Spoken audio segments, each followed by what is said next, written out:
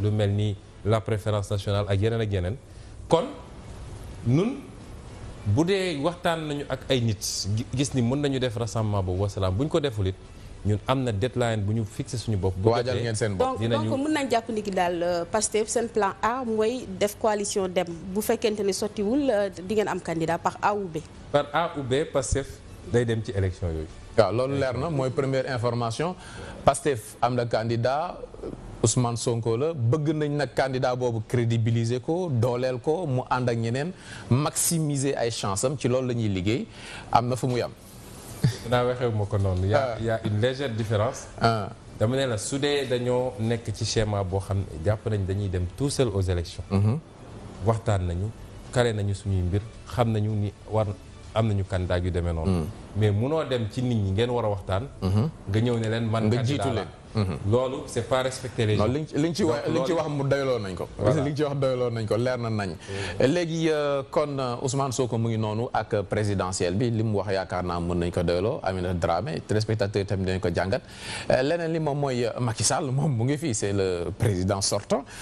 moom mu ngi bàkku te lamb ji sax ñëwagul ah moom jox na déjà rendez-vous 2020 ci inauguration stade olympique bi président Macky Sall bu ñu déggoo ay kàddoom rek moom dafay mel ni que moom victoire am taxaw na en 2019 ban jàngat nga ci am. waaw Aminata kañ nga mos a gis muy dem ci xare ne gars yi daanu na li muy def il est dans son rôle kenn du dem ci xare ne ñàkk naa ba noppi donc xam nga waxu politicien la man li ma gëm mooy Macky Sall bu tëddee guddi du nelaw man loolu laa gëm mais li am solo ci wax ji dama dégg ñu ne dafa wax ni 2019 c'est son combat am la moom. ma ne ko moo yey parce que ku ñu dénk réew ci juróom benni at nga waroon def juróom ñaari at diggee woon ni di nga koy wàññi ba juróom daal di génn ci loolu ba set comme ni mu ko defee ci yeneen ak yeneen nit ñëpp xam nañu nitu kàddu mais du loolu mooy importance bi nga def juróom benni at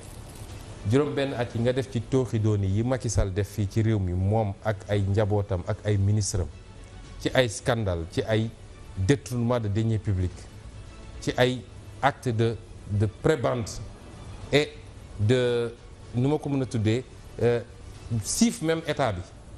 kooku 2019 ñoom xam nañu c'est une question de vie ou de mort ñoom xam nañ ni daanu nañu 2019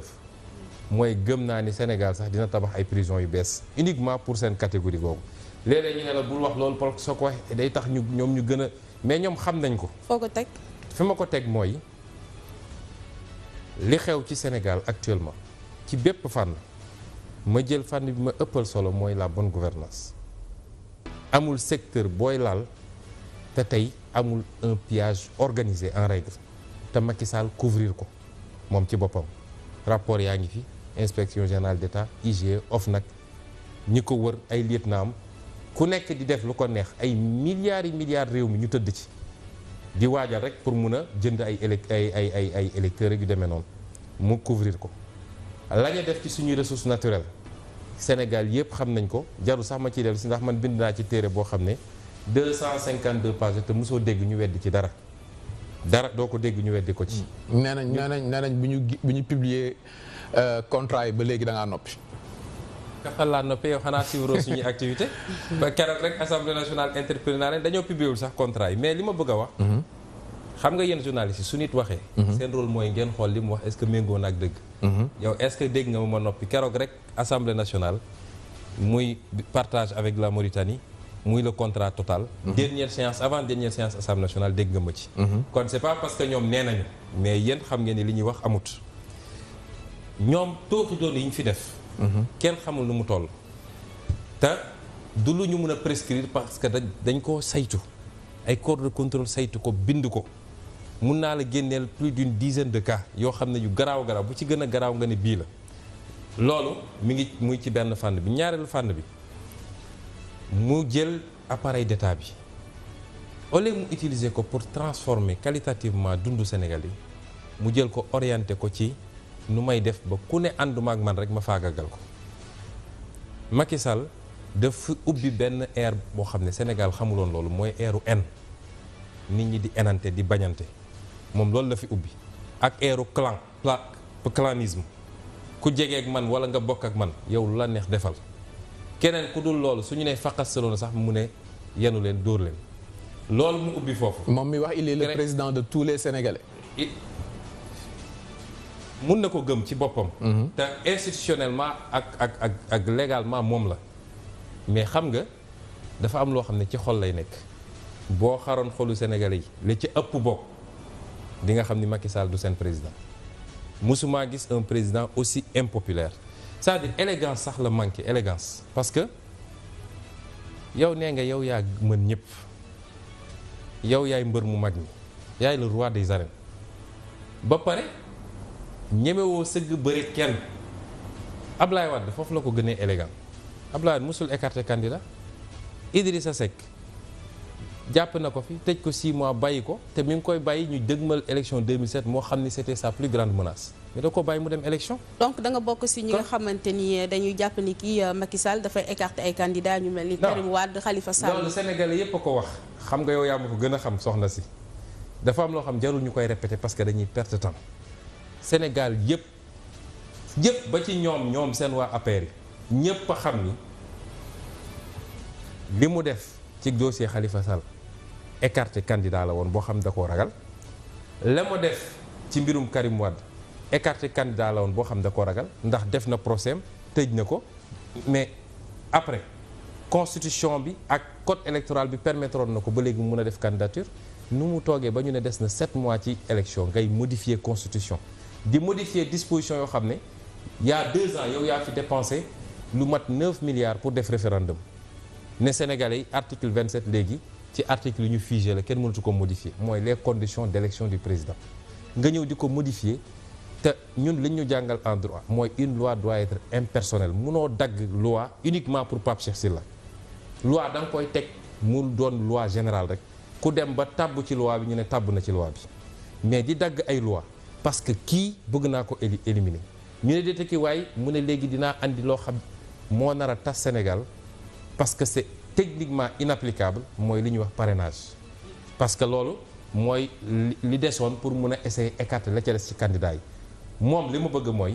moom ak quelques candidats yu mu ngemb li ma la wax nii. quelques candidats yu mu ngemb xam nga les 47 listes de législatives ñëpp xamoon na ni lu mu tuuti ëppoon na 25 yoo xam moo ko financé te dégg ngeen coow gi fi amoon bi Clédor Sène defee révélation nangam ñëpp xam nañ ni am na ay listes yoo xam ne moom moo leen financé noonu la koy defee ci législative ci présidentielle bi mais pour wane rek ni compétition am na mais fexe ba ñëpp képp koo xam ne mënoon nga ko gàllankoor mu teg mu dégagé la kon kooku su ñëwee taxaw fi ne day bàkku xam nga li tubaab naan à vaincre sans gloire à vaincre sans péril on triomphe sans gloire mooy Macky Sall li muy woote moom ci boppam gëmu ko Macky Sall xam na ni il ne fait même pas 30% dans ce pays aujourd'hui man ma conviction mooy élection bu jaaree yoon Sénégal Macky Sall du dem 2e tour d'ailleurs chaque fois je dis à l'opposition dañuy lancer slogan une élection un 2e tour de la présidentielle sans Macky Sall xam nga moom daane victoire au 1er tour ñun dañu ne 2e tour sans Macky Sall te lu mën a nekk la Sénégal mais encore faudrait-il que à la base ñu am les règles du jeu bu ñëpp xam tey fichier électoral bi musul am Sénégal à part Macky Sall ak son ministre de l'intérieur kenn amul fichier électoral bi dégg nga keroog Union européenne bind ko lettre ne ko ñun dañoo am information que ñetti fichier moo am noo mu ne dem élection depuis 98 ba léegi fichier bi opposition da koy yor société civile da koy yor parti au pouvoir yor ko tey moom rek a yor fichier électoral loolu yoon la ci ñu war a dem ci compétition. retrait carte d'identité. retrait carte d'identité beneen problème boo xam ne tey ñun dem nañ temps yële visiter fële Pikine mais ñi inscrire Pikine te duñu voter Pikine soo demee seen carte d'identité ñu ngi ko fa jub nii léeg-léeg man bi ñu demee ba mu bay génn di dem mu am ku ma dogaale ci ñëy liggéey foofu dama mun naa la dee dara ñun daal fi la ñuy toog barki démb la ñu andi seen benn fourgonnette yenn carte d'identité yu bëri yóbbu delloo ko ministère de l'intérieur muy beneen problème boo xam ne te soo demoon tey ñoom fi ñu yaakaar ni seen fief la dégg naa mu ne 100% lay am Fouta demal Fouta ñëpp jot nañ seen carte d'identité ñii mu leen traversé loo Mauritanie chaque jour ñu ñëw ay Mauritaniens di ñëw inscrire Fouta kon yow lépp nga teg li nga wax rek na de li nga wax rek nu am la ay Mauritaniens bien sûr donc yow sa stratégie nga teg ko ci sàcc ay élection te amoo ci benn scrupule, c'est-à-dire ñàkk jom weesu lool di sàcc ñu gis la ngay sàcc nga yow nga ne sama yoon newu ci ba pare soo xëyee taxaw fëgg sa dënn ne man maay mbër mu mag mi kon manque d'élégance, manque de courage. Macky Sall n'est pas un homme courageux parce que un homme courageux doit utiliser moyens yi ñu la jox joxuñu ko woon pour muy xeex ay adversaires politiques joxuñu ko woon pour muy wër di tëj ki tëjaate liñ ko koy jox biñ ko falee ne ko nañ la jox suñu impôt jox la suñu administration jox la suñu diplomatie jox la suñu armée jox la suñu renseignements généraux c'était pour que sénégalais yi génn ci situation bi mi ñu nekk. mais booy wax ci Macky Sall président Macky Sall wax ji ni muy dëgëree yenn saay moo tax tamit ñu bari jàpp ne ci mber ngemb yi nga bokk li la dal ci sa radiation ak yu mel noonu bokk na ci ñu lay màndargaal mber ngemb loolu tontu ci critique boobu. damay sant yàlla parce que Macky Sall daf maa rendre service man de toute façon ñi may dégg di samay collègues xam nañ ko ñëpp xam nañ dama doon jóge administration waxoon naa ko ñëpp ne leen ci délai bii. te diggante délai boobu ak bi may génne administration defe naa 6 mois doxu ci dama ne noonu si délai bii damay dem bi ma jógee administration ba léegi maa ngi sant yàlla ndax la may am tey peut-être ci benn dossier rek mooy am parce que bindu naa déposé naa sama dossier je suis agréé expert fiscal la ubbi sama cabinet la may am ci benn dossier rek mënoon naa liggéey at du ma ko am ci administration ndax man bokk moon ci inspecteurs yi sàcc ñoom ñooy borom immeuble Ndakaaru yi ñooy boromu kër yi Canada yeeg France ak ñoom seen man bokkuma ci woon musuma sàcc musuma jël lu ma moomut maa ngi sant yàlla ñaareel bi man Macky Sall ak ñu mu àndal ci tubaab laa ko mën a wax aw ma sax mépris pour ñoom dédain laa am ci ñoom xam nga ñaar yooyu lan mooy différence bi mépris mooy koo xeeb dédain mooy koo xam ne yéeguloo sax ni mi ngi existé man Macky Sall ay mbiram nawuma ko ci acte yi muy posé ak ni mu mel ak ni muy comporté. mais président sénégalais ngay wax. xaaral ma terminer rek. Il est président d'un parti politique comme moi. Mais il est le président de la République également. D'accord, mais man je parle d'un homme en tant que président de la République nawuma ko loolu je l'assume te dara ayu ci nawuma ko parce que ni mu yoree réew mi ak ni mu koy doxalee du lu ma gërëm man te gëm naa ni majorité sénégalais yi gërëmu ko ñaareel bi. mooy ñiy wax loolu dañoo xamul xam nga ñun 2014 la ñu créé parti man 2016 lañ ma radié la andi radiation bi mooy gannaaw bi ñu créé parti attaques yi ma leen doon attaqué ñoom wax li jëm ci dossier ArcelorMittal bi wax li jëm ci fraude fiscale bi amoon fii wax ci assemblée nationale bi reversé wul impôt yi wax ci dossier Petrotim bi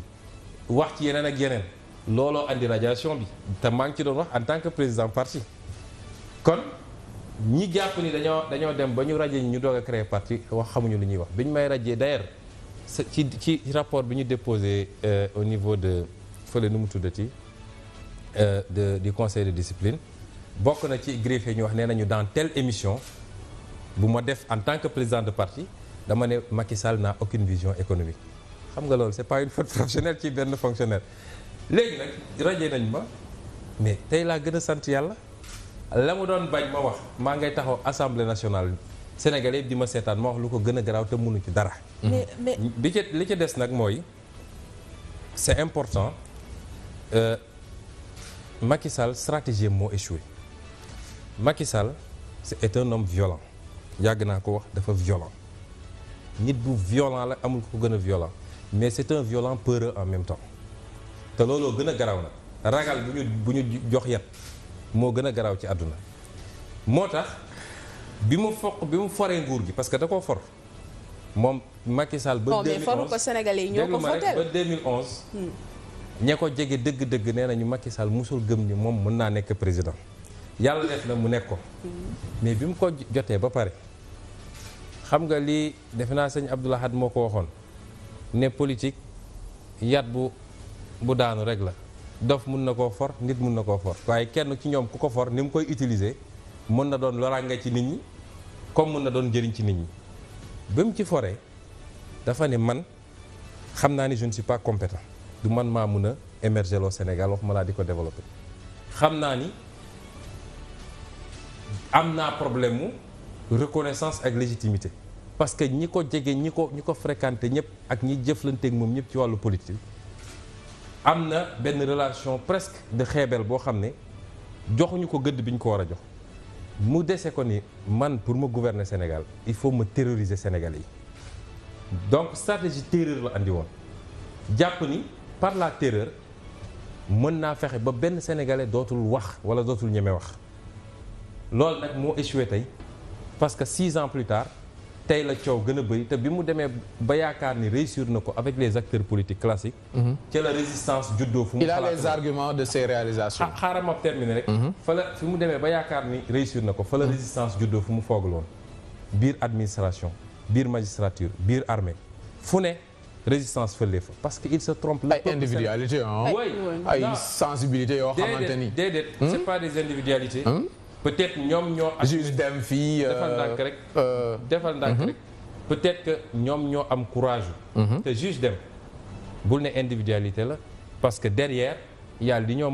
des magistrats qui mènent un combat même su dee egguñu ci degré bi ñu bëgg ñun muy benn. capitaine Dièye. lan la ñu représenté seen corporation ñoom. juge dem capitaine Dièye mais c'est important parce que c'est une corporation importante.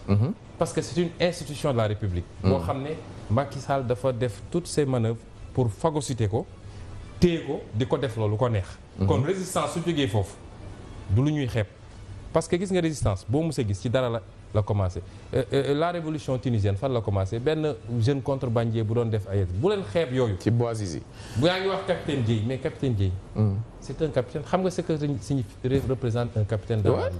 ne pense pas que benn individualité bu wax la ni rek dafa jóge ci corps boo xam ne nit ñi duñu wax mais il symbolise une frustration généralisée et je suis bien placé parce que je discute moi avec les hommes de troupe. ok donc c'est pas des individualités. mais li ëpp solo mooy lu Sénégalais musul xalaat parce que Sénégalais dans sa tête le fonctionnaire le militaire le magistrat c'est des gens yoo xam ne ñemewuñoo wax ñu dem ba tey nit ñi di taper sur la table. ñuy fippu kon ok le temps passe vite surtout ak ku mel ne Ousmane Sonko mais dañuy dem publicité annoncer publicité bi ñu def pause bu ndaw rek après ñëwaat. d'accord nañu dem rek à la page pub ñu dellu si waat te wéyal waxtaan bi.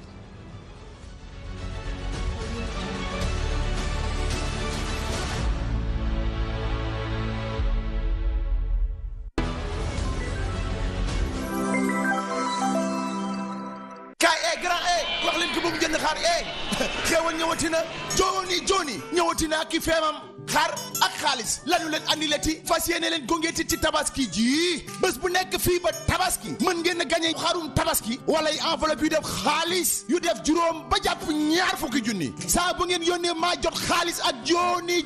mën ngeen a bokk ci ñu ni tànn dafay jooy ndeysaan jooni nii da lay def jooni soxla bu teew moo ci gaaw jooni jërëjëf. Microbes et bactéries nous suivent partout quand on tourne la main, quand on attrape les objets, quand on mange. On n'a pas toujours accès à l'eau et au savon pour se laver les mains. Heureusement, il y a Cetigel.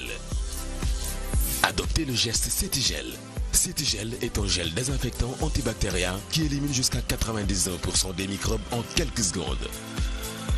Pratique avec sa bouteille avec pompe et sans rinçage, Cetigel vous garantit des mains propres dans toutes les circonstances. Cetigel, pur et propre. African Eagle Group présente Wally Ballago Seck, le Golden Boy de la musique sénégalaise à Genève le 8 septembre prochain. Wally Ballago Seck à l'Arena de Genève. Genève accueille Wally Ballago Seck, oui, l'artiste de renom, oui, le Golden Boy de la musique sénégalaise pour la première fois. Un Sénégalais dans cette salle mythique à Genève. Attention, dama ni salle bu spéciale, salle bu exceptionnelle. Arena bu Genève, benn Sénégalais mosu fa tëgg. Wally Ballago Seck après la réussite de son anniversaire fii nga xam ni moom moo di ci Ndakaaru foofa ca Paris waa Genève ne ñun ñooy xoolu Europe ñun nag ñoo koy daggate Suisse jël na affaire bi de l'anniversaire de Wally Ballago Seck on raxas bis au mois de septembre à Genève. Attention, les tickets sont en vente à la Fnac France, Fnac Belgique et Star Ticket en Suisse. Événement en collaboration avec Faramaren Music. Wally Ballago Seck le 8 septembre prochain à Genève. Première partie, African Eagle Group. Invité d'honneur Thione Seck. Parrain Ismaël Lo. gëm sa bopp jóg na gëm sa bopp mi ngi ci dëkk bi xale yi daal di jug àndandoog gëm sa bopp ne setal sa gox la ñu wax waa gëm sa bopp nee nañu setal sa gox bi dafa war a set rawatina nawet baa ngi nii di ñëw nawet bi waruñoo bàyyi fenn muy tilim balaa ay feebar di ci juddu waaw gëm sa bopp wax loolu da ngeen di ASC taxaw ci setal seen koñ wala seen gox waa gëm sa bopp pare nañu pour gunge leen wala ngeen di association de femmes bëgg a setal seen koñ gëm sa bopp pare nañu pour gunge leen wala rek képp kuy jeune taxaw ngir setal sa gox pare nañu pour gunge la weer wu nekk ñu tànn 15 associations de femmes 15 associations de jeunes ak 10 ASC jox leen ay enveloppe bu 250 000 ba 500 000 àndandoog ñoom setal seen gox fii ba fin novembre boo ci bëggee bokk nag yomb na setal leen seen gox jël photo yi ngeen setalee seen gox yónnee ko ci numéro WhatsApp bii 70 644 44 44 70 644 44 44 wala ci page Facebook setal sa gox boo ko ci yónnee bu ñu ko xoolee gis ni yéen kat def ngeen la ngeen war a def ñu nit ñu ñëw neexal leen rekk nag ñëw leen ñu àndandoo setal gox bi gëm sa bopp waa mouvement gëm sa bopp ñoo wax lii. waa Régie ñu ngi leen di jaajëfal ci publicité bi nga xamante ne am na solo lool dañuy wéyal waxtaan bi rek ak Ousmane Sonko bi di leader Pastef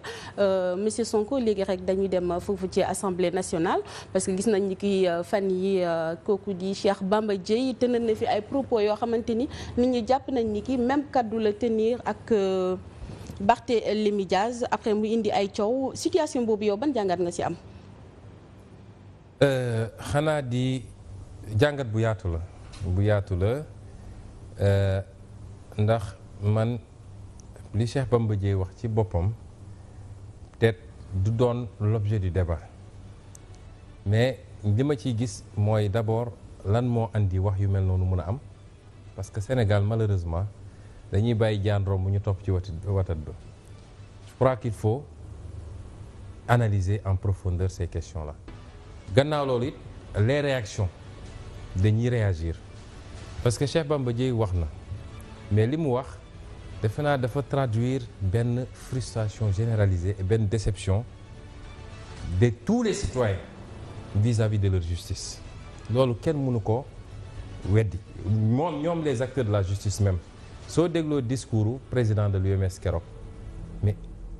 li Cheikh Bamba wax la wax ci yeneen anam ak ci yeneen kàddu ci yeneen anam ak ci yeneen kàddu ci yeneen kàddu ñoom ci seen bopp ñoo njëkk a reconnaître que problème bu rëy am na ci justice bi sénégalais boo laaj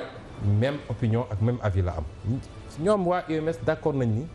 la justice dafa discrédité wu fi mu toll nii. waaw mais sa collègue député bi. leader de parti la defal ndànk rek responsable la defal ndànk rek ma yeggal yi dans le fond nee naa la du ma ci sori. parce que li Cheikh Bamba Dièye wax moom la engagé. man personnellement jàpp naa ni. nit bu am responsabilité yi mu am. bu demee ba di wax yenn yi peut-être am na ci ay preuves yu ma yorul man. ok kon loolu je n'entre pas dans le fond mais dama ne li andi wax jooju tey ba munoo toog une semaine te doo dégg wax ju ñagas ju dem ci justice peut-être dañoo seet yi ci gën a extrême mais munoo toog une semaine te déggoo wax ju ñagas ju dem ci justice ñoom ñoo waroon njëkk a xoolaat seen bopp mais problème am na te gëm naa ni ñu ngi xoolaat seen bopp maintenant bi loolu amee tamit dafa am réaction yoo xam ne man comprendre ma leen bu ci njëkk mooy bu union des magistrats man union des magistrats dama leen fonk ki ko jiite xaw ma ko mais ñi ma jege ñu xam ko dañu ne c'est un homme de valeur un homme de principe bu gëm ay principe un homme juste et incorruptible gëm naa ni loolu moo nekk ci moom te gëm naa nit mi ngi mëne moom ak équipe am un combat pour assainir la justice mais ci dossier bu mel nii jàpp naa ni déclaration yi ñuy def ba dem di réclamer des sanctions du woon seen cër parce que en matière d'injure publique c'est personnel Cheikh Bamba Dièye saagawul justice bi dafa citer ay nit loolu nag en droit bu dee dañu citer nommément ay nit ñoom rekk am sañ-sañ ne j'ai été insulté et diffamé. mais nit yooyu bu ñu dee ay kilifa ci seen kuréel. bu ñu leen saagawee saaga nañ leen. c'est-à-dire tey soo xëyoon ne le directeur général des impôts et domaines est corrompu. administration fiscale yi mënul jóg ne tey ñu jëflante. on est d'accord. léegi. mais laal nga leen ci benn fànn bañ na ba loi li mu wax. moo tax may ñëw ci deuxième man gëm naa ni ils ont dû subir des pressions. et ils ont voulu montrer qu'ils sont là aussi pour défendre leurs collègues mais mënoon nañu yem ci condamnation de principe. deuxième bi mooy l'attitude du procureur de la République voilà un procureur boo xam ne kenn xamul ban façon procureur la balaa may dee mu jóg taxaw dinaan day fas kanam ne day menacer nit ñi kan la fi mën a menacer moom ab simple fonctionnaire la qui rend la justice au nom du peuple sénégalais munoo nag ne da ngay rendre la justice au nom de quelqu'un te kooku amul sañ-sañ ne ni nga koy defee neexuma loolu il se trompe dina ko dégg ilaa yow mi diin ñaareel bi mais matière à autosaisine yi bëri na fi waaye waxuma autosaisine saisine yi dossiers yi nekk sur sa table kenn xamul nu mu toll mu ne ko fi ñukk dinaa la limal léegi quelques dossiers mais li ma la bëgg wax mooy en matière d'injure publique le procureur ne peut pas s'autosaisir ñi ñu tudd ñoom rek a mën a déposer une plainte bañ na ba suñu retirer seen plainte l'action est éteinte y compris l'action publique donc procureur mënul autosaisir à quel titre aujourd'hui lay autosaisir moom procureur de la République am na lu ko waroon a gën a doy ci autosaisine wala ci traitement de dossier la ñuy wax ni dossier bu concerne opposant ñu mel ni ay ñu xiif ñu gis ñu dajeek ñu for yàpp ci àll bi di tëb di dal dossiers yi je vais citer des dossiers yu nekk ci table procureur procureur li tax du wax ci dossier yooyu procureur affaire titre foncier Bertin 1975 nga xam ne lu ëpp 50 milliards luubal nañ ko ci IGE def ci rapport épinglé Mamour Diallo ak ñeneen ma nga foofu ci table procureur laaj leen procureur li tax du wax ci dossier boobu. Mamour Diallo waxuma la autosaisine de. bii mi ngi ci table li tax du wax ci dossier boobu. dossier wu affaire u Petrotim ma nga ci table am. laaj leen ko li tax rapport boobu du ko traité parce que Alioune Sall fa ne privatisation King Fahd Hôtel bi nga xam ne ça implique Racine Sy rapport IGE 2013 mi ngi foofu li tax du ko faxas génne ko wax ci te lii ma lay wax ni du loo dégg ñu naan ndax procureur dina autosaisir wala déet ay mu ngi ci table yu ñu génne bind man jàpp parce que yaa ngi fàttali ko affaire Macky Sall bi mu taxawee fii ñu ne 2 poids 2 mesures la Macky Sall lu mu wax nee na je défie quiconque mu wane ni am na benn dossier IG wala Cour des comptes bu ma téye j'ai tout transmis ba mu des dossier Fesman te cas social la si Njëli Wàdd moo tax ce qui n'est même pas vrai mun naa ko démontrer mais dossier yooyu comme Macky wax na loolu te procureur weddiwul ça veut dire que mi ngi ci procureur ma yokkal la ci ba léegi Racine Sy ci nébuleuse kii CSS bi musoo ci dégg procureur wax ci affaire pétrole bi navire Olinda bi nga xam ne 9 milliards lañ ci newoon foofu mu dem mu ngi ci table procureur waxu ci dossier Baylawan bi ci LONASE bi nga xam ne nee na Ablaye da ko doon defloo pour mu financer campagne waaye ci diggante bi transhumé na ana dossier boobu dossier wu nu mu tudd Fesman bi nga xam ne ministère des finances ak Loum Diagne bu UCBS lañ ci épingle ça n'a rien à voir avec Sindiély ana dossier boobu waxu ci 29 milliards Prodac yi lan moo tax autosaisirul c'est beaucoup plus important ci li ñu wax du ay injure publique ak diffamation procureur anamu ma nga toog fi mu toog naan day dem seetaani match football ay Russie ak lu nekk yu kenn xamul l'affaire Sécuriport nga xam ne épingle nañ ci Ousmane Ngom bi muy nekk ministre de l'intérieur ci diggante bi transhumé na ana procureur na ci wax dossier wu malversation Sénélec yi période 2003-2009 ñu épinglé ci Samuel Sarr ak Mina Distribution ana procureur boobu jamono na wax ci dossier yooyu Cour des comptes épinglé na caisse de dépôt et consignation ci dossier yoo xam ne encore Racine Sy moo ci nekk procureur waxu ci rapport OFNAC 2014-2015 épinglé na Omarou Anne bu COUD ci montant yu am solo épinglé Siré Dia bu Poste ñooñu tey ñooy organiser ay meeting 300 millions ci Sénégal li tax duñu wax ci dossier yooyu alors nga dellu si waat rapport OFNAC bi ba léegi détournement timbres fiscaux yooyu nga doon dégg fii impôt et domaine nga xam ne ay milliards dem na ci moom it procureur lu mu def ci dossier yooyu alors nga dellu si rapport 2015 ARMP mu épinglé Sénélec sur les passations de marché public rapport boobu même rapport bi DG Azer Antou Guèye Samb nga xam ne membre APR la bu Wakaam dossier boobu anamu ñu jàppoon ko ci moom ak Mina distribution. pourquoi procureur autosaisirul ci dossier Prodac bi ci dossier visa entrée yi. ci dossier injure yi nga xam ne ñoom Moustapha Cissé Lo ak yooyu def nañ ko fii. yooyu yëpp ay organes de contrôle. ñoo leen épinglé def dossier boobu leer Penda Ba bi fi sànq ay une ethnie entière. dossier yooyu ana procureur ñu bëgg ñoo rey fii naan dañuy jaay appliquer loi. Penda Ba dès qu'on parle de d'opposant ñu tëb ba pare ne kenn du ci wax ñun dinañ ci wax nag moo tax. les mots de la justice est malade et gravement malade. man j'encourage l'union des magistrats parce que ñoom ñoo mën a mener le combat avant tout la ñuy xaar ci ñoom bi ñu jëlal exemple impôt bi ñu toogee ba gis ni impôt ñu ngi fay yàq.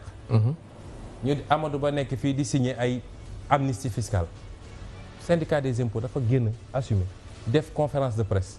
invité yeneen syndicat wu yeneen administration invité société civile ne lu garaaw ngi am fii ñi ngi compromettre l'intérêt du pays nag boobu la ñu arrêté loolu c'est ça qu'on attend d'une corporation mais rek suñu plan de carrière suñu terrain suñu ceci image magistrat bi nangam mais loolu ils sont payés par qui ils sont payés par les Sénégalais ay fonctionnaires lañu. payés par les Sénégalais pour faire un travail. ok kon man dama jàpp ni ñoom seen bopp. moo wax la ci ñeent ba juróom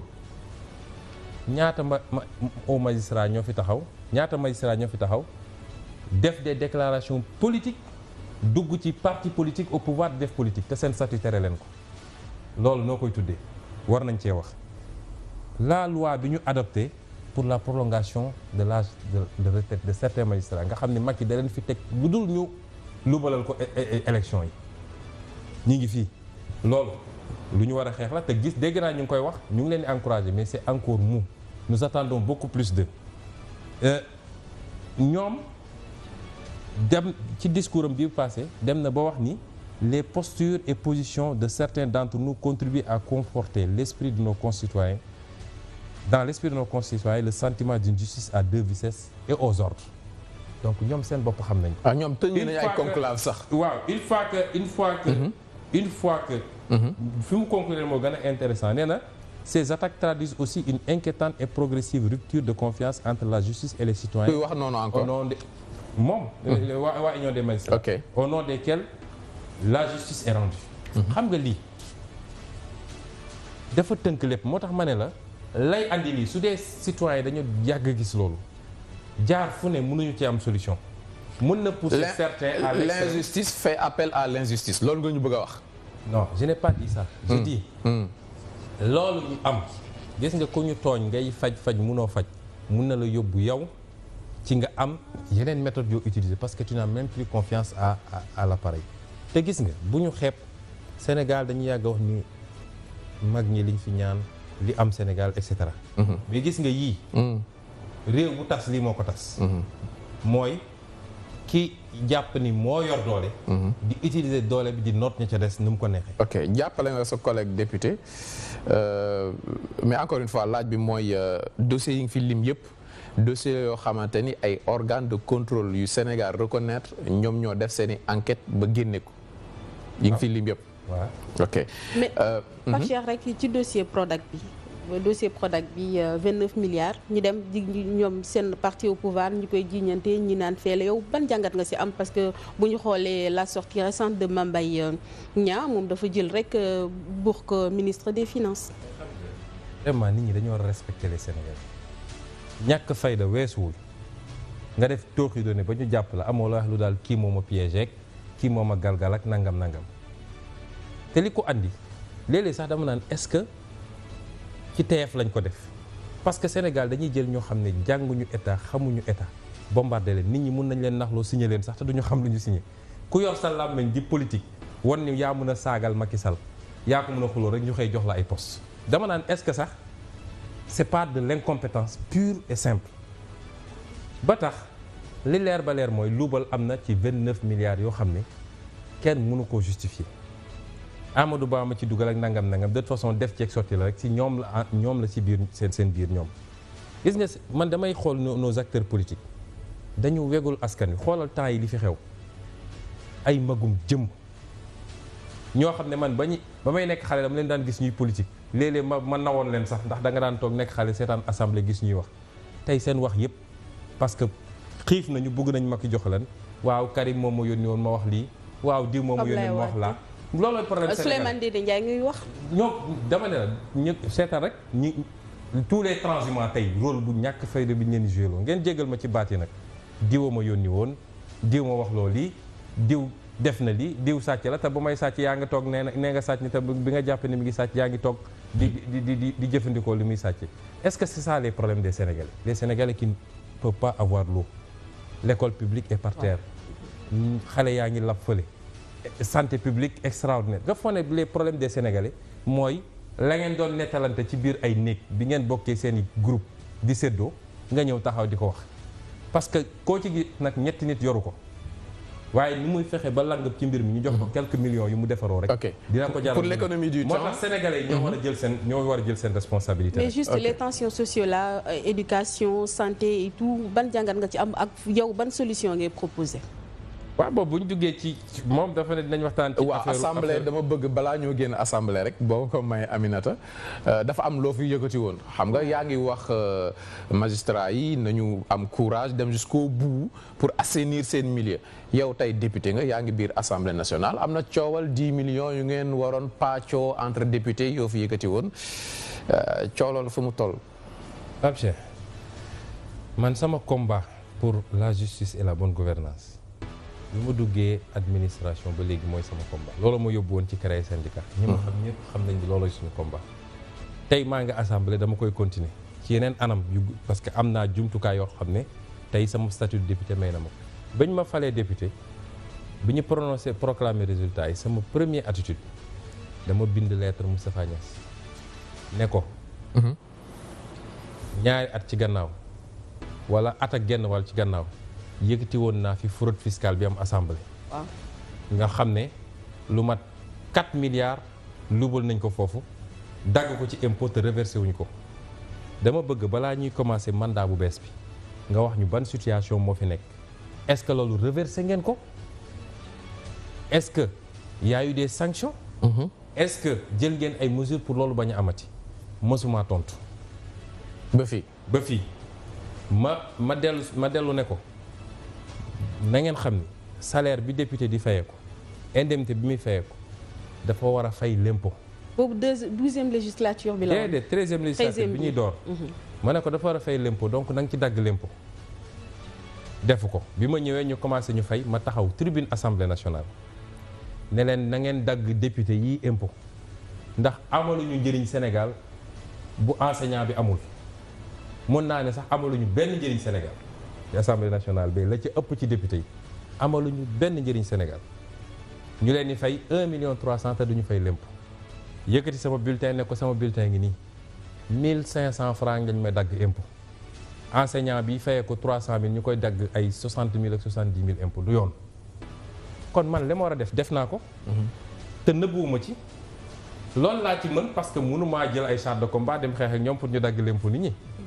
la ca des mooy askan wi moo war a su amul information bi mënuñu ko wax dara mais su amee information les mouvements citoyens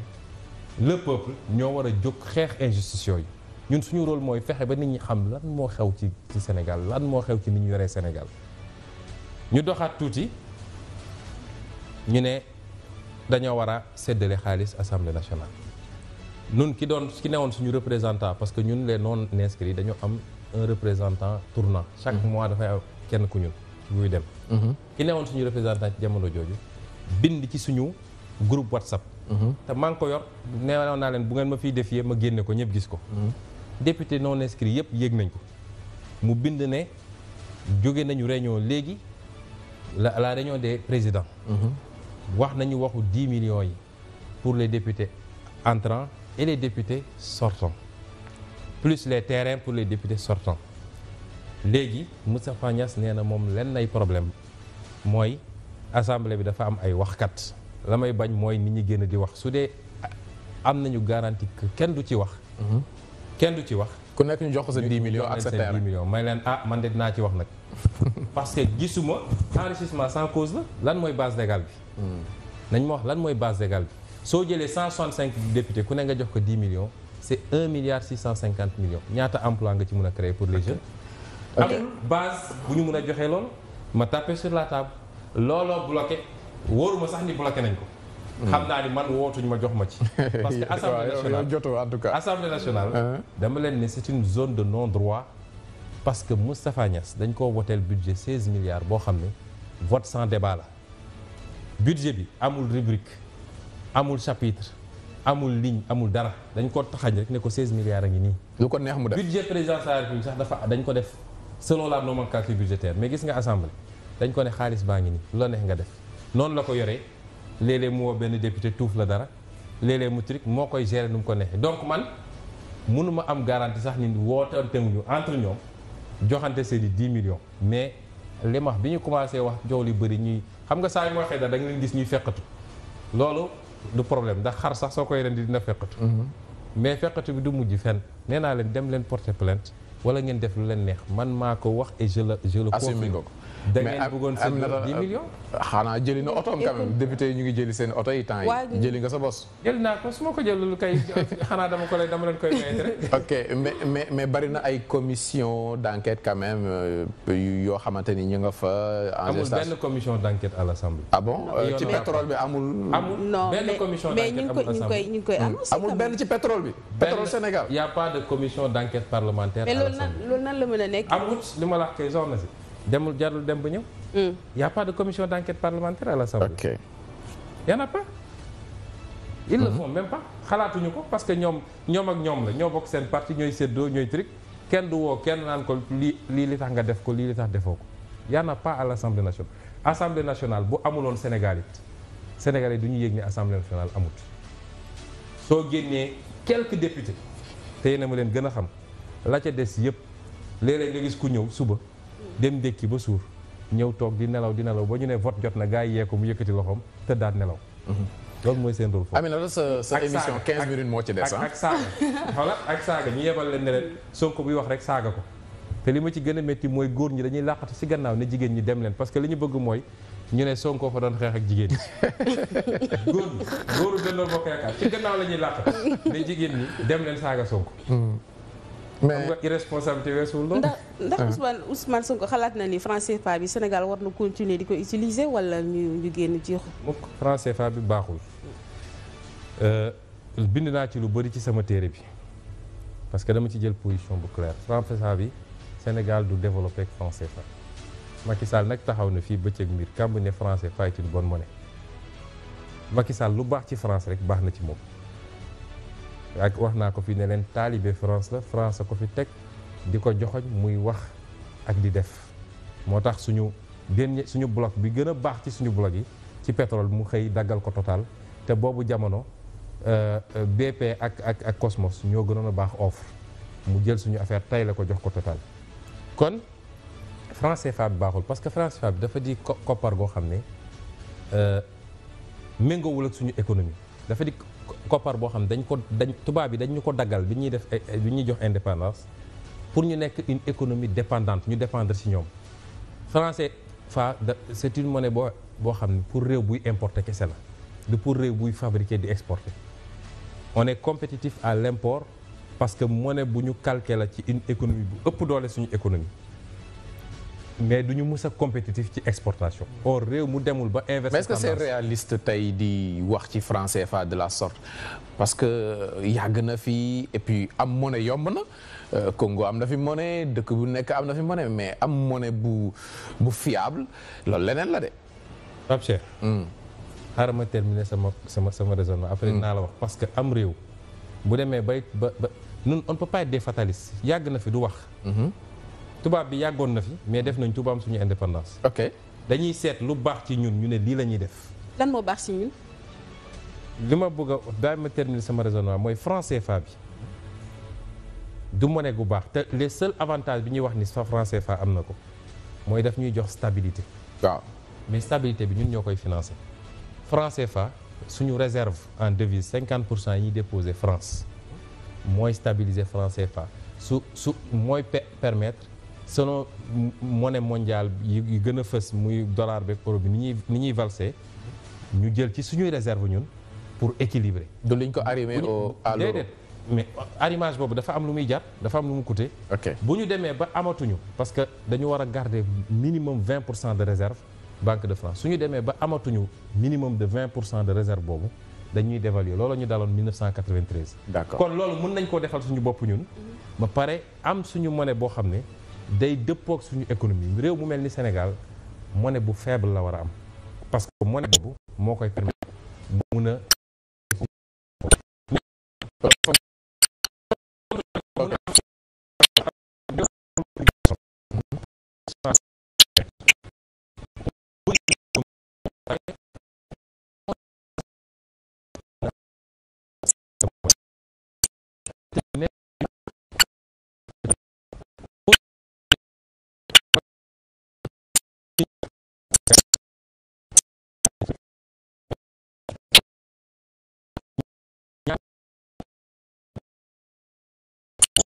bu baax ci mooy la monnaie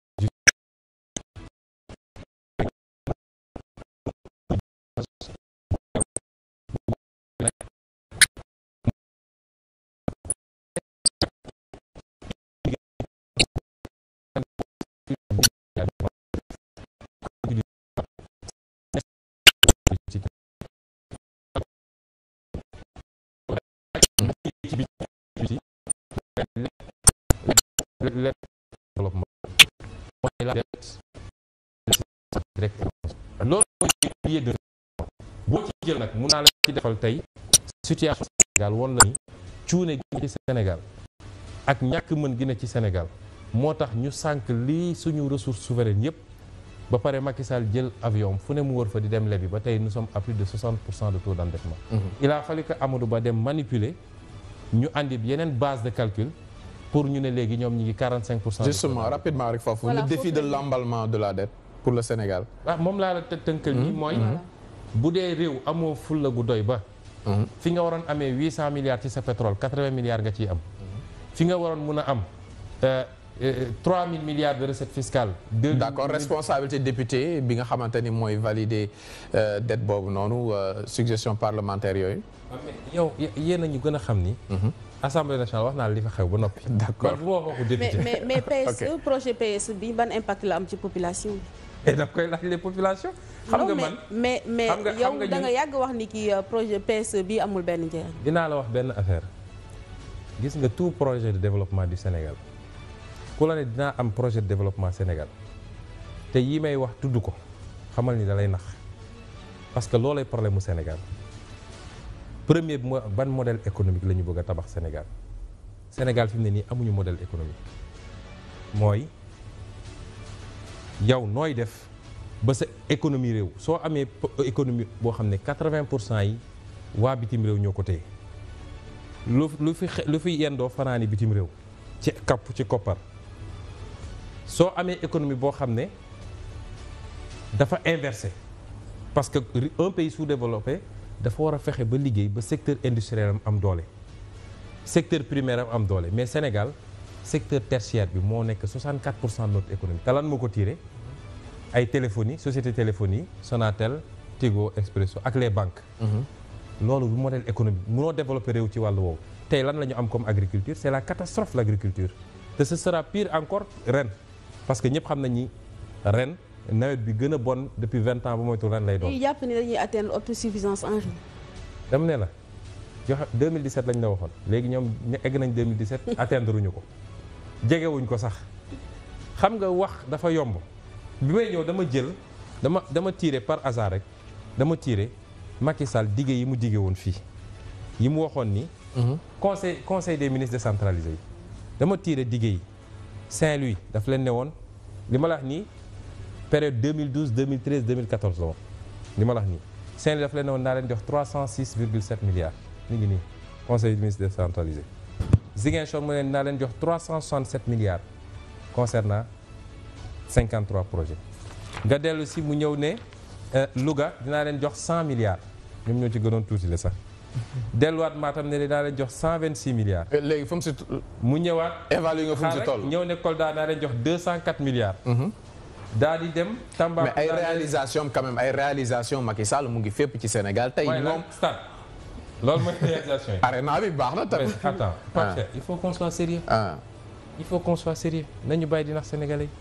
réew moo xam ne nit ñi amuñu ndox bu ñu naan réew moo xam ne école publique tey amul Sénégal yow xam nga ko tey dañoo forcer rek dem examen sacrifier les gosses et les résultats gis nga ko barki démb fac droit UGB nee nañu il décrète l'année blanche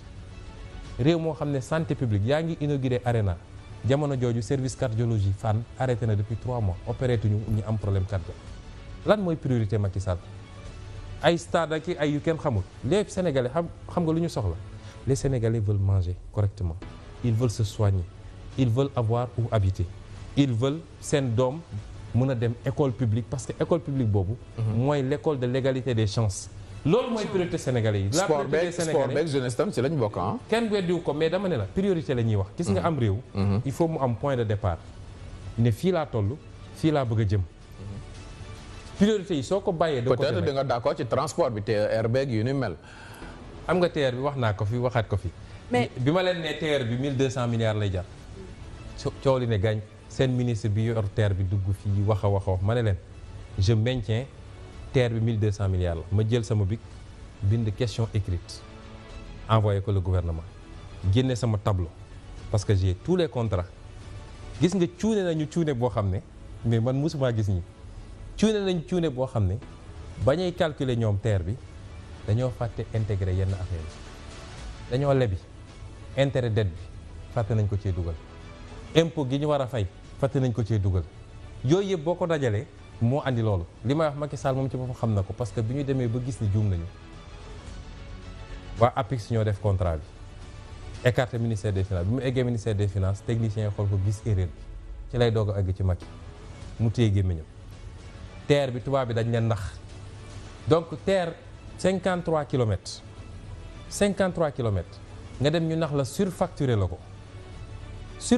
ko jaay la loo xam ne tey entre defar TER bi ak fexe woon ba Dakar Bamako dundaat te Dakar Bamako xam nga ñaata lañ leen doon laaj. 3 milliards. ok pour mu doxaat. nga ne ko fi ñukk dem defi TER. loolu mooy ñàkk vision. ok ñàkk Macky Sall amul vision. présence Auchan au Sénégal. présence Auchan man je n'ai rien à dire à Auchan parce que tubaab yi dañoo am fulla xam li ñu bëgg xam fi ñu jëm man je n'ai rien à dire à Auchan mais ñetti catégorie yi laay waxal man. bi ci njëkk mooy nos pouvoirs politiques bi ma déggee Macky Sall patronat bi interpellé ko ne ko tous les marchés yaa ngi koy jox étranger yi mu leen ah oui vous n'avez qu'à vous débrouiller vous mettre à niveau de toute façon la concurrence arrive laa ne musiba am na parce que marocains yi fii ñëw turcs yi fii ñëw français yi fii ñëw chinois yi fii ñëw seeni état dañ leen a protéger leen d'abord à la concurrence avec des tarifs douaniers yu taxaw ba nga xam ne luy jóge ci biti du mën gën a compétitif li ne ci biir financer leen encadrer leen former leen ba ñu dëgër ñu créer un système de consommation locale ba ñoo ñu dëgër ñu leen léegi aller à l'assaut du monde mais bàyyiwuñu leen ci lool suñuy ñëw Exim Bank nee nañu arena bi Exim Bank moo ko financé dégg na Exim Bank suy ñëw da leen naan dama lay financé waaye entreprise turque nga koy jox moo koy defar kon amul benn état boo xam ne day livrer son secteur privé ba pare naan ko débrouillez-vous ñàkk xam-xam weesuwul loolu ñaareel bi ma gëmale ko ci suñu mbokk homme d'affaires yi suñu mbokk secteur privé bi parce que lii Auchan def ñoom ñoo ko doon def bu yàgg ñu ngi ci commerce bi ñu ngi tukki ñu ngi gis li xew ci àdduna bi les Sénégalais ont besoin de qualité ñoom it. ok dañoo war a am ingéniosité mais continuer ni commerce ni ñu ko doon defee il y a 50 ans il y a 30 ans ñu bëgg ko continuer noonu du sotti. ñetteelu groupe bi. te loolu ci état bi dañ leen ci waroon jàpp pousser leen ñetteelu groupe bi nag c'est le citoyen sénégalais parce que bi ma njëkkee taxaw assemblée nationale ne leen du ma jël carburant Total jox leen ma carburant Elton wala Touba Oil wala Aydon parce que dama bëgg sama dërëm ma enrichir une entreprise sénégalaise dégg naa ay sénégalais yu fi wax lu ne bi ma ñëwee def la même sortie contre Auchan ni mu ñëwee ma dégg ay sénégalais ne waaw moom daal dara baaxul ci Sénégal quoi moom nañu may jàmm parce que ñun qualité la ñu bëgg Auchan baax na set na yomb na li may wax sénégalais yi mooy Auchan dumping lay def loolu nga bëgg a wax mandarga bi may jox mooy. ku dem chasse yónni say xaj ñu dàq rëbb ba jàpp ab biche andil la nga jël sa biche dugal sa frigo. may leen benn morceau daa ci jël benn yax sànni leen pas morceau ab yax ñuy seen ñu naan merci. gis nga c'est africain loolooy problème. d'accord il faut qu'on voit plus loin que ça. Auchan li muy def dërëm bu sénégalais dépensé Auchan xamal ni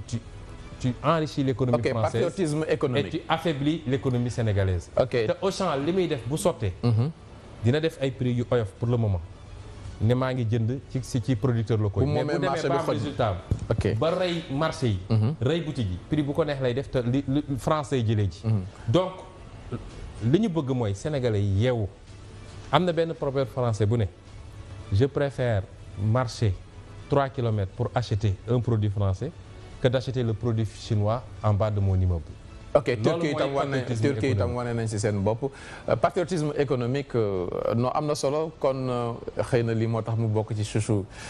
journaliste yi mel ne Aminata Dramé mais bon temps bi jeex na Aminata rapidement peut-être titre ce livre bi lu muy doon. non may ma ko rek ba. non mais wax nga mais pare nga ci livre bi.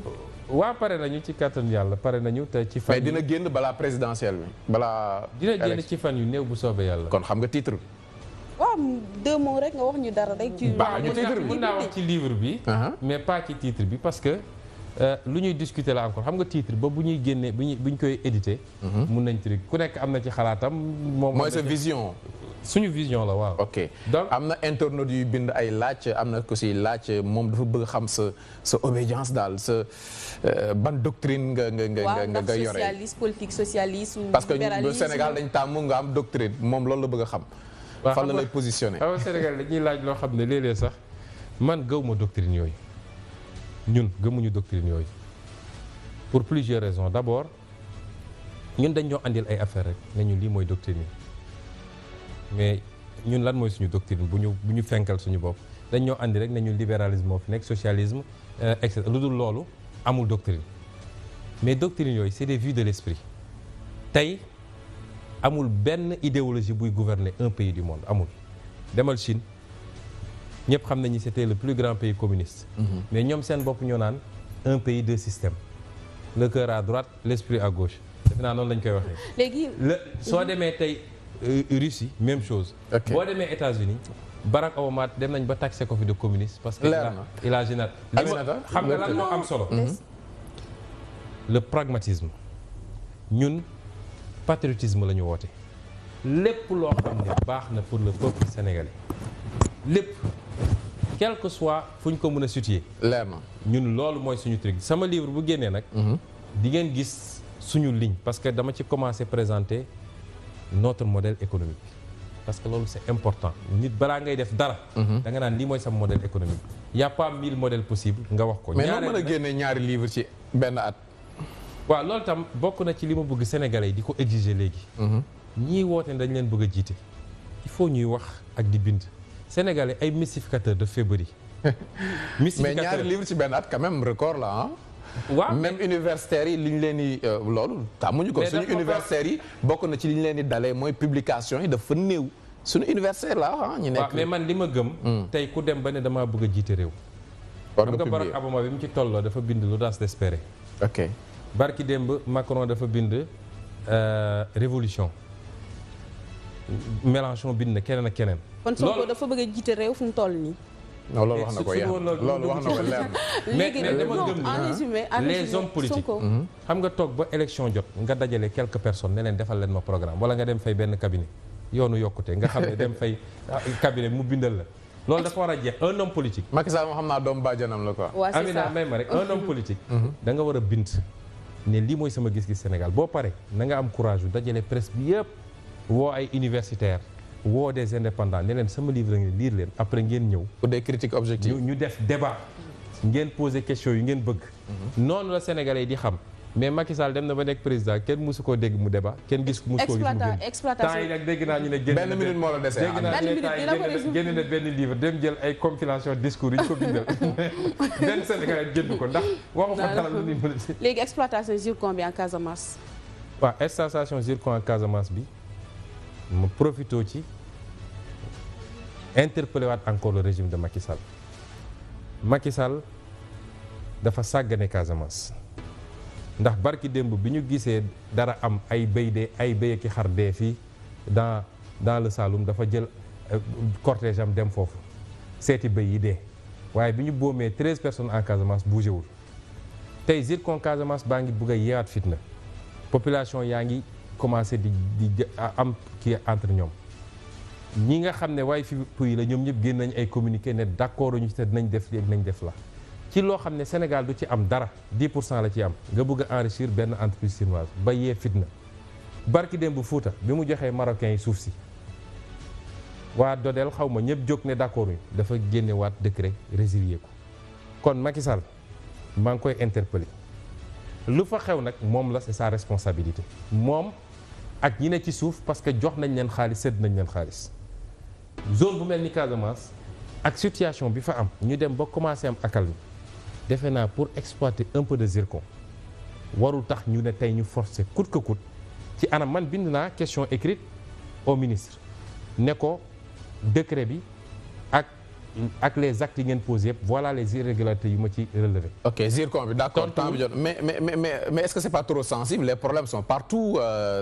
Ndar Saloum Ndakaaru Casamance mais boo waxee Casamance ci biile anam ak chef de l'État est-ce que c'est pas trop régionaliste? Non j'insiste Pape Cheikh j'insiste. xam nga fi nga toog. yow xamoo li xew Casamance. dundoo li nit ñi dund Casamance déedéet dundoo li nit ñi dund Casamance. dama ne. la paix jar na lu ne. kenn neewul kenn du mus a exploiter zircon bi. mais soo ñëwee ci bërëb. mais président dafa sàggane Casamance. dafa ko sàggane et j'insiste. wax ji diis na de. soo ñëwee ci bërëb. ne dama fay def lii. ña dëkk ci dëkk ba la ci ëpp ne ànduñu ci. ba mu nar a yee fitna. da ngay dellu de manière générale ça doit être l'attitude de l'État. waratuñu toog fii ay nit toog dans des bureaux climatisés di signer lu leen neex. te yow fa nga koy signé demoo fa ba xam lan moo fay réalité bi loolu mooy yee fitna li xew Casamance moo xew Kédougou waaw gis nga chaque année ay manifestation am ba mu war a doom am ba daaw la ci mujje am na ñu kii ba ñu dem naan dañuy taal gendarmerie bi loolu dafa war a jeex Sénégal et c'est pourquoi j'interpelle encore le régime de Macky Sall nañu bàyyi di sàggane ak di neenal loo xam du lu neen ci nit ñi parce que fitna su jógee xam nga déforestation bi am Casamance mënoon nañu éviter ay nit dee fa parce que population yi dañu yàgg arrêté ne ñu ngi jox ay nit autorisation ñu ñëw di dagg àll bi yépp ñun ñi yaroo à Casamance xam nañu Casamance bi ñu xamoon ak bi tey bokkatul. coupe sauvage ñu alerté doomu dëkk ba mujj gi ñoom ñu def seen i comité ba ñoom benn instant ñu def seen comité de défense état baa ngi seetaan ba jàmmarloo am entre ñoom ak coupeur de bois yi mu am ñenn ci ñoom ñuy jàpp procureur tëj leen mu gën a tàngalaat xolu nit ñi loolu yëpp état fu mu newoon kon dama ne nañu bàyyi di sàggane ak di seetaan Sénégalu ñëpp la. def ci lu war. voilà nañ ci def ok leer na kon ci note boobu la ñuy terminer Aminata gërëm bu baax a baax suñu gan. ñu ngi koy remercier bu baax vraiment waxtaan bi sax vraiment doyale ñu parce que. xam nañ sax xam naa doyaluñ mais télé moo demee noonu lu si nekk dafa am timing.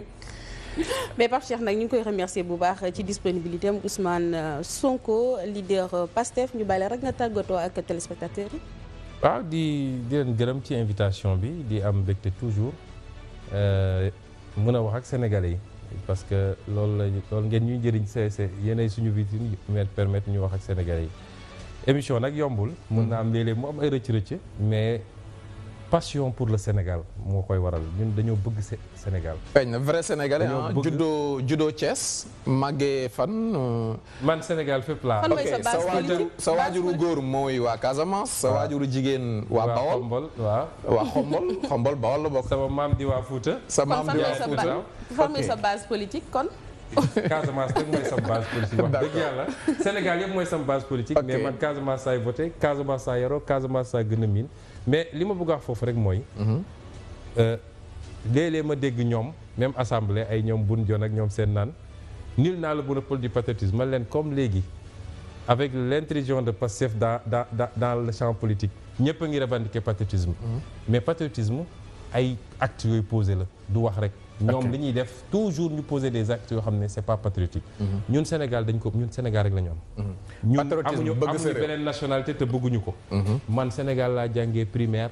ba ni ma duggee ENAM Sénégal rek laa xam sama bakkan gii mën naa ko joxe ngir Sénégal loolooy andi yenn saay ci wax passion feeñ ci mais du lu soxar du ñàkk teggi nit ñu ngi jéggalu su dee am na ay rëcc-rëcc mais Sénégal rek moo ñu ñor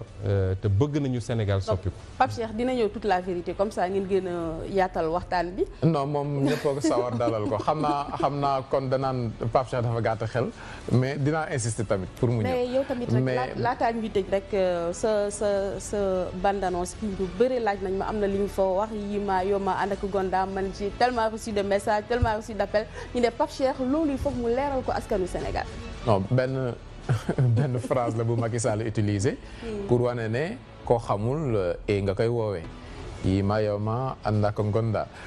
comme dama am benn yaay boo xamante ni pour la muy Mariam Sow ma ñëw waxtaan seeg moom mu tekkil ma ko après ci la amee inspiration boobu daal di koy valoriser comme phrase ci bande annonce bi noonu la ma dikkee c'était même pas trop recherché voilà xamoon dinaa boobu léegi bàyyi na wàcca léegi mu ngi ci yi ma yema ndaka